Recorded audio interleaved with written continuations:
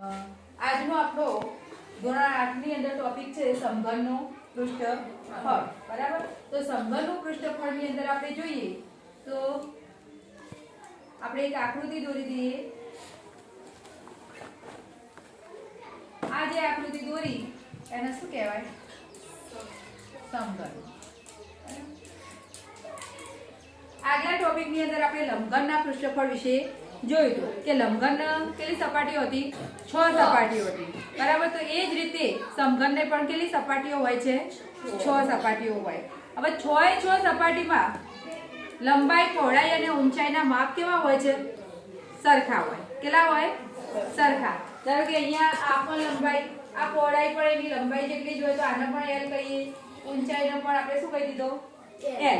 બરાબર? તો અહીંયા સમઘનનું પૃષ્ઠફળ આપણે શોધવું હોય, સમઘનનું પૃષ્ઠફળ તો કેટલી સપાટીઓ હતી એની? 6. કેટલી હતી? 6 સપાટી. આપણે કેટલા લખ્યા? પહેલા 6 લખ્યા. ધારો કે એક આ એનો શું છે? તળિયાનો ભાગ છે. તો તળિયાના ભાગમાં શું થાય?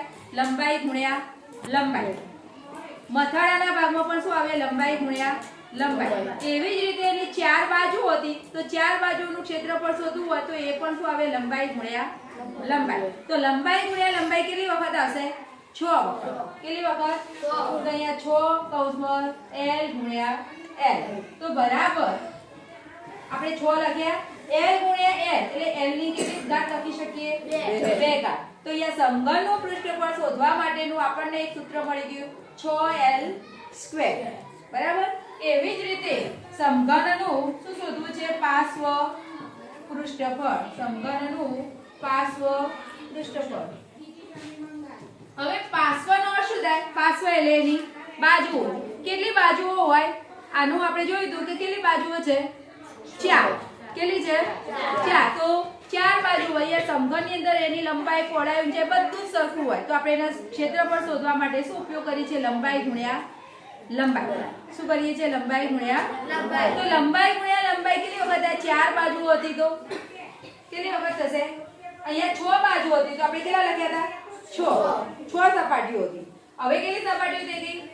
4. પાર્શ્વમાં 4.